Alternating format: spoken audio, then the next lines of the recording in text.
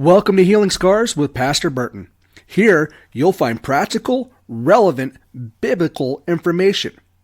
The Bible will be broken down verse by verse so that you get the full context of the Scripture to better grow in your relationship with Jesus.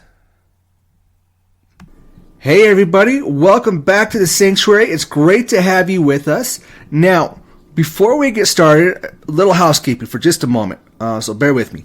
I'd like to remind you that if you have questions, if there's something that you'd like to hear discussed or something discussed even like maybe in a little bit more detail, or even if you have a prayer request, any of these types of things, our contact information is posted on our website at bethelightsanctuary.org, or you can find us on Facebook. All you do is do a search for Be the Light Sanctuary. I'd love to hear from you all, or, even if it's not necessarily so much for, our ministry pages or anything, just the podcast page. Do a quick search for Healing Scars with Pastor Burton. You'll find it, regardless of which place you go to, I personally see each and every single one of these messages. So please send them in. I love hearing from you all. I love to interact. Plus, if there's something out there that, we need to discuss or, bring some enlightenment to, by all means, I love hearing that too, because, as the body of Christ, as the church, we need to grow, and hearing those areas where we need to grow in, definitely it's helpful, not only to me, but, to you, to make sure you're getting, what you need as well. So, please, don't hesitate, reach out. I said, hit up the podcast page, Healing Scars with Pastor Burton, or, just go to the website, or the Facebook page, even for that matter, Be the Light Sanctuary, and the website being bethelightsanctuary.org. So with that said, let's get into it. All right. In the military, and not just there, any occupation really. But I'm talking about the military because that's where I come from, right? That's a big part of my background, as you will know. In the military, we often find ourselves in positions where we have to step in and question what's going on. In fact, it's part of the oath we take not to just blindly or idly stand by while things start popping off around us. So, and when we do, we normally find that the course of action that's being carried out needs to change gears. There's an order to things, an expectation that we do things in a certain way, with regards to certain policies and certain laws, whether we agree with them or not. It's very much a situation of, hey, I didn't write the law, I didn't write the policy, but it's my job to enforce it. Right? Like I said, this is something that we all run into regardless of what our vocation is. I'm just speaking from my own history here. All right? And here's an example. All right? Standing gate duty.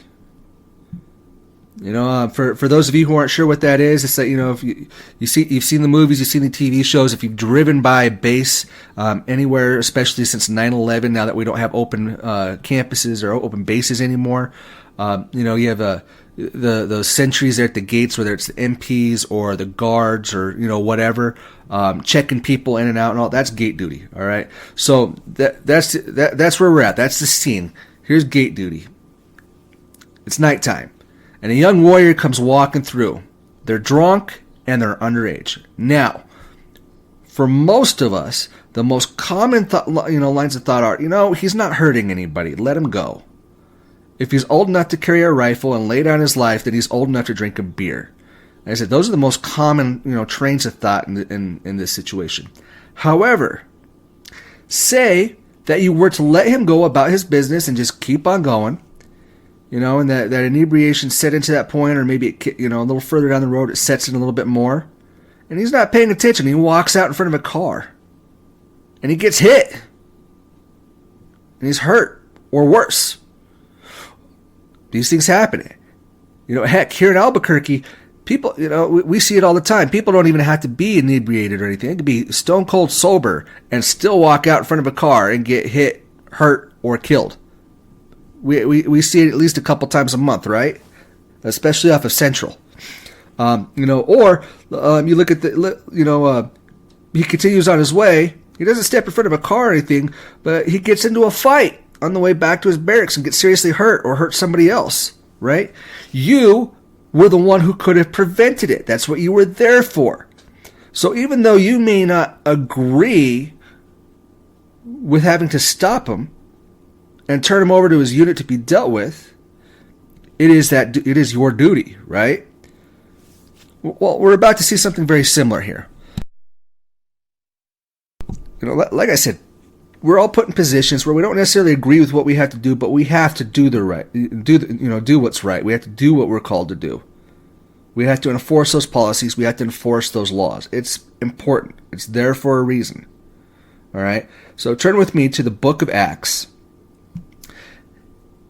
and we're going to be looking at chapters 21, well, the back part of chapter 21, and we're looking at chapter 22 today as we continue to look at centurions and their soldiers. All right. Now, we're going to skim over a good part of this today. However, it's for time's sake, one, but, two, even with that said, I want to encourage you all, go back, read it in its entirety when you have time, because we should all study the word for ourselves and not just be blindly led as to what it says. Don't just take my word for it or anybody else's word. We all need to know what's going on. We need to know what it says. It's part of our growth, our maturity, and growing with Christ. So, however, like I said, we're going to skim through it, and it's, a big part of it is because we need to know the background. We need to see what's happening so we can fully understand what is happening when we get to where we need to be. So, starting in Acts 21, verses 27 through 36. Paul had just returned to Jerusalem, right? People who recognized him, they're pretty upset. They're pretty heated. So much so that they stirred the crowd up into, they built up a lynch mob. All right. So it was pretty nasty. It was hot. It was heavy. They're just wanting to tear him apart. Matter of fact, that's what they were doing. They were taking him. They were going to kill him. And word of what was happening got to the Roman soldiers that were in the area. Now, being under Roman control in this area, in this region, these soldiers, upon hearing what was going on, they had to investigate. They had to find out what was going on. And they tried. They went out. They started talking to people. They got conflicting accounts. One person said one thing, another person said another. So in order to basically quell the crowd, get things to simmer down, and to get to the bottom of what was happening, they took Paul into custody. All right? They apprehended him themselves. They put him in cuffs, and that's where we're at. Going into Acts 21, verses 37, and carrying through the bulk of chapter 22, all the way up to verse 21. So Acts 21, 37 to 22, verse 21. At this point, Paul's in chains. Basically, like I said, the handcuffs of the day. Paul, at this point, because the crowd's starting to simmer down. He's in handcuffs. He knows, okay, I'm basically protected at this point.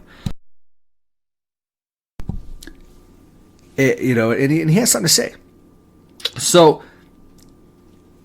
he turns to the commander of the guard, and he addresses him in Greek. In Greek, so saying, hey, can I talk to these people for just a moment?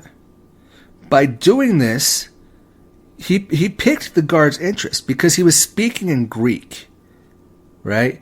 And not only that, in showing that he was bilingual like this, by speaking Greek, it showed that he was an educated man and a cultured man, right? We're not just talking about some riffraff or some punk that was stirring up trouble and getting people fired up, So now at this point, the guard's like, yeah, sure, let's do that. Yeah, let's hear what you have to say. So he's allowed to speak to the people. So, Paul, he's switching gears a little bit here. Not that he was being abrasive before or anything like that, but he's in a position now where he can actually talk.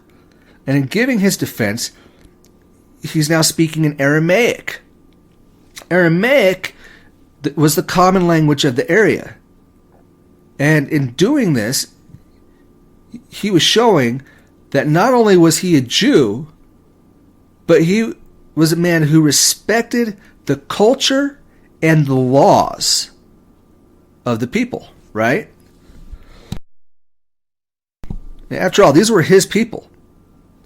So by speaking Greek to the Romans and Aramaic to the people, he now has a captive audience. People are listening. It's like, okay, whoa, hold on a second. There might be something to be had here. Let's hear what he has to say. So at this point, Paul, he turns and he gives an account of who he is, right? He's basically going through some of his credentials, his background persecuting Christians, just like these people are now. He knew what their passion was for doing so. So he's connecting with them. He understood why they did it, why they were doing what they were doing, everything that they were thinking, every action that they were taking, and every action that they wanted to take. And that these were things that he had an intimate, personal knowledge of because he had previously been one of them. Matter of fact, he had been one of the fiercest men of them, one of the fiercest men on that crusade, personally responsible for the imprisonment and killing of several Christians himself. So at this point, like I said, he's connecting with them, and he's connecting with them at a raw core level, right? He's hitting home, speaking right to their hearts. And he continues on to share his testimony about Jesus and how he had found his faith in Jesus. You see, he didn't just give an account of who Jesus was, Instead, he told them not only about who Jesus was, but what he had done in his life. See, he made it personal. Everything he was talking about here was personal. And this is the key component that so many of us forget about, the vast majority of us for that matter, forget about when we talk about Jesus, when we talk about the Bible. Yes, giving biblical accounts is good. We need to do that. We need to have biblical references to direct people to show that we know what we're talking about. However, especially when talking to an unbeliever, we need to share our personal testimony about how Jesus has stepped in and helped us in our lives, how we have a relationship with him. We have to make it personal. Think of it this way. It's like talking about a new car. You can rattle off all the specs, you pull them out of the owner's manual. Oh, we got 445 horsepower V8 small block with 445 feet, 445 pound-feet of torque, a manual transmission, and so on and so forth. And half of you are bored to tears just hearing that little bit, right? Now let's flip it. Oh yeah, I got a new SUV. It's great. It's got that third row in the back, so I'm able to get the kids and some of their teammates to practice on time. And it helps the other parents, but it helps me out because they're able to actually start on time. Plus we're able to fit everybody into the same car now. We don't have to take two cars everywhere. So that trip we've been wanting to do, going out to Florida, we're going to be able to do it. It's going to be so much nicer. Oh, and the gas mileage compared to my old Buick, oh my, it is so much nicer. I mean, I could go around like 500 miles on a single tank now compared to that 100 on that old beast, right? Plus, we got that, we splurged a little bit, and we got the entertainment package. So the kids, they're a little bit more distracted on those longer trips now, and they can watch their movies, and they have the headphones, so it's not disturbing us up front or anything, and we can listen to our own music or talk or whatever. You see that you have people's attention now. You have them drawn in. They're hearing the benefits and the impact that this has had in your life. It's personal. It's personal. And talking about Jesus is no different.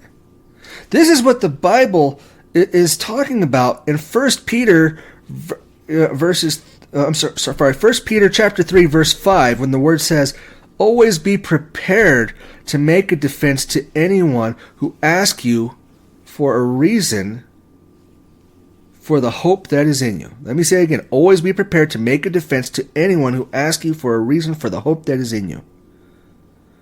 We need to be able to we have to make things personal. Right? Anybody can rattle off a bunch of stuff, you have to make it personal in order to make that connection, though, to show the relevance of what's going on. Right? So Paul, he continued on. He shared his testimony all the way up to the point of God saying that he was going to send him to the Gentiles. Now, this is where we're going to pick up today's reading. If you haven't already done so, turn with me to Acts chapter 22, and we're looking at verses 21 through 29. So Acts 22, verses 21 through 29. And the word says, "Then the Lord said to me, 'Go, I will send you far away to the Gentiles.' The crowd listened to Paul until he said this. Then they raised their voices and shouted, 'Rid the earth of him! He's not fit to live!' As they were shouting and throwing off their cloaks and flinging dust in the air, the commander ordered that Paul be taken into the barracks. He directed that he be flogged and interrogated in order to find out why the people were shouting at him like this. As they stretched him out to flog him, Paul said to the centurion standing there, 'Is it legal for you to flog a Roman citizen who hasn't even been found guilty?' When the centurion heard this, he went to the commander and reported it. 'What are you going to do?' he asked. 'The man is a Roman citizen.' The commander went to Paul and asked, 'Tell me, are you a Roman citizen?' 'Yes, I am,' he answered. Then the commander said, 'I had to pay a lot of money for my citizenship.' 'But I was a born citizen,' Paul replied. Those who were about to interrogate him withdrew immediately. The commander himself was alarmed when he realized that he'd put Paul, a Roman citizen, in chains. Paul had the attention of the Jews all the way up until the point that he mentioned the Gentiles. And then they turned on him again. He lost them again. The divide between these two cultures at that point in time was so intense. There was a lot of anger, a lot of hostility, a lot of pride involved. Matter of fact, there still is. It accounts for so much of what's going on in the Middle East at this point, right? And continues to do, it has been for quite some time. There's so much. There's a huge divide out there. A lot of racism, right? Amongst other issues. Paul, like I said, is all the way up to this point. And once he lost them again and they turned on him, the Roman soldiers, they had to stay involved at this point. They knew that they had to. There was no choice. It was a police action. They had to regain peace, right? They had to quell the action. They had to simmer things down. So not only that, but they're heated. It's like they had this guy here. He's causing a lot of trouble. People are pretty upset. So they take Paul away, and they want answers. The Roman soldiers, or for that matter, the Centurions, they were no-nonsense troops. They were known for their brutality. There wasn't an interrogation room, as we know them now, waiting for Paul. Instead, they went straight to bad cop, worse cop. They were preparing to flog him to get the answers that they needed, right? So, hey, you're going to tell us one way or the other, and it's going to hurt you a lot more than it's going to hurt us. Right? And I could tell you from my own experiences, and not just in the military, not just in law enforcement, but in general, we all have these experiences. It's really hard to keep your cool and to keep your composure when you're dealing with hostile people and a hostile crowd, right? Matter of fact, the more people there are, the harder it is. the soldiers, they were done being nice, right? Up to this point, they'd been civil. They stepped in. At this point, it's straight up business. It's go time. It's time to go to work. Blood pressure's up. Most certainly tempers were too. Paul, he was about to get flogged, and for those unfamiliar with the term, simply put, really oversimplifying it, he's about to be whipped. I mean, we're talking literally whipped. All right? Now, what's happening here, though, it's a moment of truth. As the soldiers were preparing him to be flogged, Paul saw the centurion, and so he asked about the legality of flogging a Roman citizen who hadn't even been tried, let alone found guilty. This stopped everyone in their tracks. Every Roman soldier there is like, whoa, hold on a second, hit the brakes. Whoa, Nelly, what's going on here? Paul knew good and well that a Roman citizen couldn't be punished, let alone treated like this, without having first been put on trial and then found guilty. And if these soldiers continued the course of action that they were taking, not only would they have brought massive dishonor upon themselves, but it would have included an extremely harsh punishment to serve as an example. So they were stopped in their tracks, right? We're talking dead stop. Emergency brakes, screeching halt, done. Now moving forward, you see the conversation gets even darker. Here, we have a Roman soldier talking about how he had to pay to be a citizen, right? This is a common practice. For someone who served for so long, they moved up in rank, they'd pay a fee, they'd be awarded certain rights, right? They'd be recognized as a citizen. And you can tell there's a bit of saltiness here. It's like, I had to pay, right? So he's already showing a little bit of disdain here. He's not happy about the situation and where it's headed. Because even though people like him were able to pay a fee to become a citizen and were awarded certain rights, it wasn't all the rights. It wasn't the same as being a born citizen. While buying citizenship moved someone up in the hierarchy of society, they were still considered vastly inferior compared to being a born citizen. Just hearing that Paul was born as a citizen, this put the soldiers on high alert. Talk about the ultimate get-out-of-jail-free card. Paul just used it. The soldiers, let alone the centurion, they didn't have to like it. Matter of fact, at this point, you can pretty well guarantee they didn't. And we're talking about a man in a very short time had created a whole lot of heartache for him, right? He put a whole lot of hate and discontent, before them, with these people, with just a few words. Yet, if word had gotten out that not only did they arrest a Roman citizen, but were going to flog him without trial, well, simply put, they'd be dead man walking. Every single one of them would be dead man walking. So not only did they slam on the brakes, they're changing that gear real quick and getting ready to turn the wheel and change directions. See, the Romans, they didn't have to like it. The soldiers didn't have to like it. Let's be frank. We're all often put in situations that we don't like. And the chances of them liking what they needed to do,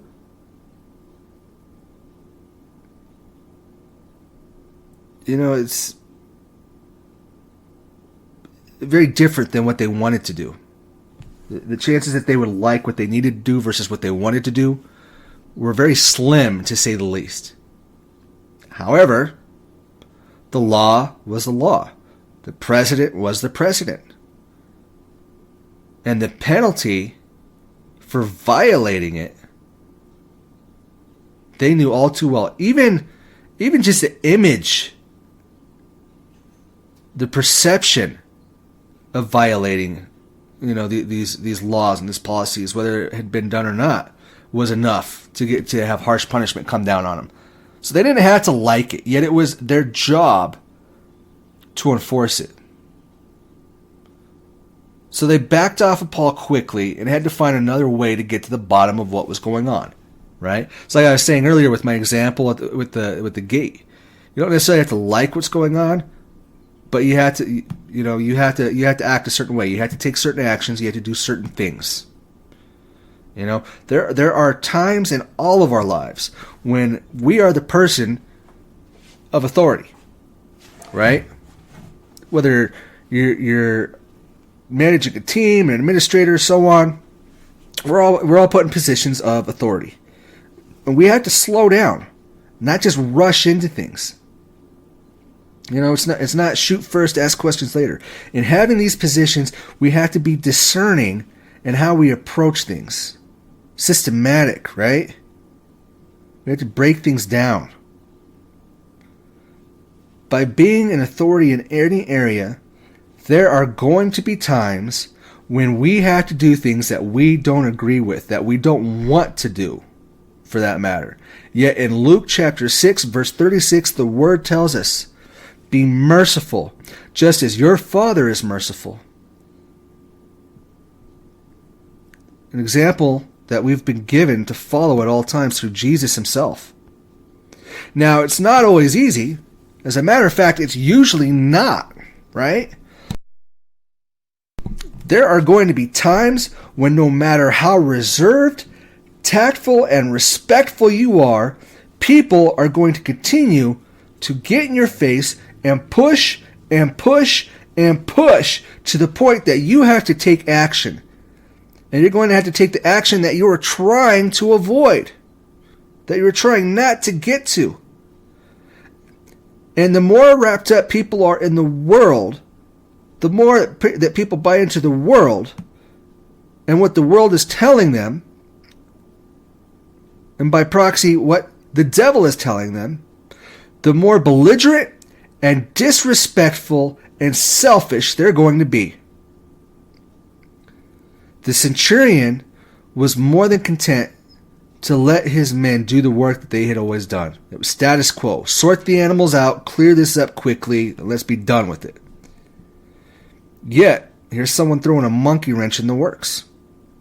And it was what was worse for them is the fact that they knew Paul was right. They needed to slow down and reassess.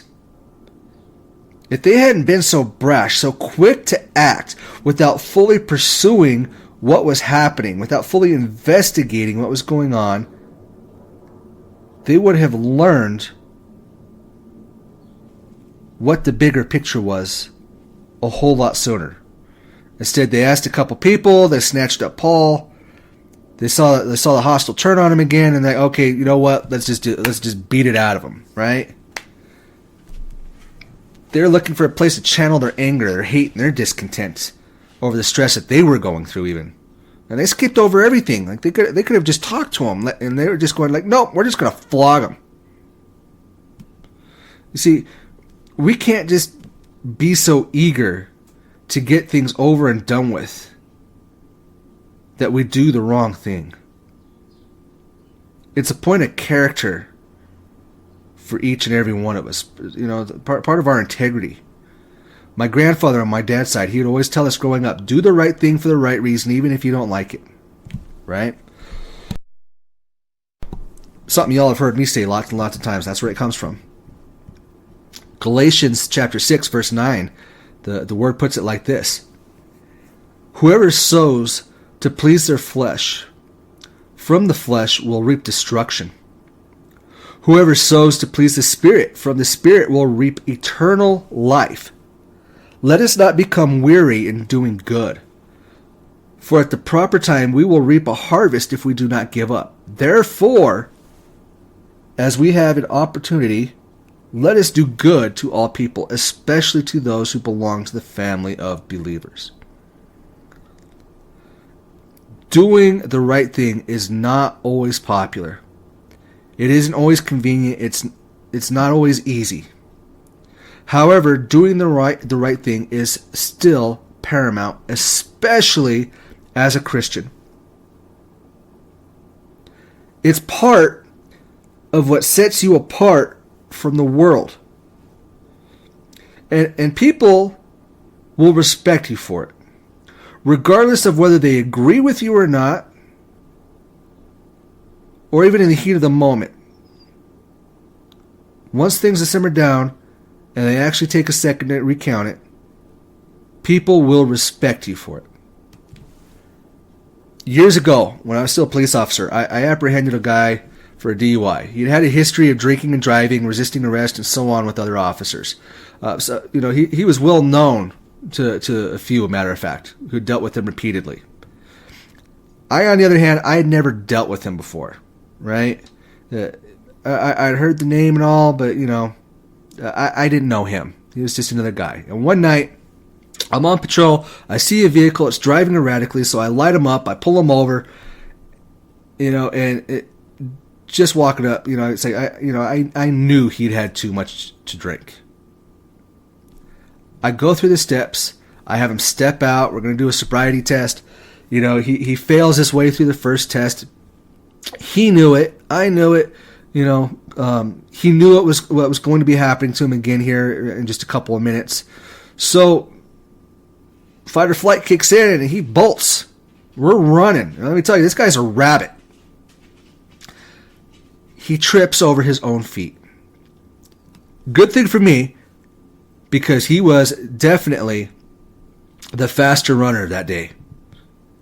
If he had kept going, if he hadn't tripped, he'd have been gone. Because I was out there by myself, and I just couldn't keep up with him. So anyway, so he trips. He hits the ground. He goes down like on this pavement like a slip and slide. I catch up to him. I put him in cuffs. I call for an ambulance to come and take a look at him, because when he fell, he hit his head. He'd gotten cut. So while we're waiting, I have him sitting there. I'm applying pressure to the wound and everything, and I'm just talking with him, at this point, right? And when it came time for court later on, he didn't fight it this time. It was different. He admitted guilt. He had owned it. He did the right thing. So he got sent to a treatment center. Basically his thing was, the agreement was that he goes through this treatment program, do the monitoring to make sure he stayed sober and everything. And if he completed all this, then he wouldn't go to jail. However, if he failed any of this, then he was going to get the full sentence levied on him, right? Pretty good deal. A lot of people would take it. Most of them, fail. But in either case, months go by. I hadn't thought of him. Everything was over and done with as far as I was concerned, right? It's like the odds of me running into this guy again. Who knew? Well, I get told, hey, you got a visitor. So I go up to find out who it is. It's the same guy. Sober. He's clean and sober. He looks good. And he came to thank me for being kind even after everything that he had done. And he said it was because of how I treated him and how I spoke to him about the alcoholism in my own family that it finally clicked for him and that he knew he needed to change. He needed to make some deep personal changes in his life. So when he went to the treatment center, he bought into it hook, line, and sinker. And every so often, he would come to show his new sobriety chips, right? And to show and share how he was working to turn his life around. And tell how he'd been blessed and how things were so much better for him and everything, and even to share, sometimes, when he was struggling and he thought about backsliding, but he didn't, and he trusted in the process and he kept going forward. This is a guy, he was a great example, and hopefully, he still is, because unfortunately, I moved, I lost contact with him, yet it still goes to show that a simple act of kindness, especially in the worst of circumstances, can have a profound impact. Doing the right thing for the right reason. We don't know all the ways that the Lord will use us to reach others. Yet in keeping with his commands and living in his will, we are able to share his life-changing light with more people and in more ways than we will ever know or even realize on this earth. So much like this centurion, we need to slow down. We need to do the right thing, even if we don't agree with it, even if it's not the popular thing. Just like that centurion, we have to resist the accepted norms and stand up for what is right. You model what and who God has called us to be when you do this. Remember, you are loved and you are blessed. Now go and be the church. Thank you all for joining us here today at Healing Scars with Pastor Burton. Please like, subscribe, and share our podcast on any platform it is that you tune into us on. If you do have any questions, any prayer requests, or would like to know more about our ministry, you can find us on our website at bethelightsanctuary.org or on Facebook at Be the Light Sanctuary. You can also find how to contact us there, whether it's direct message or email. We look forward to hearing from you all. God bless.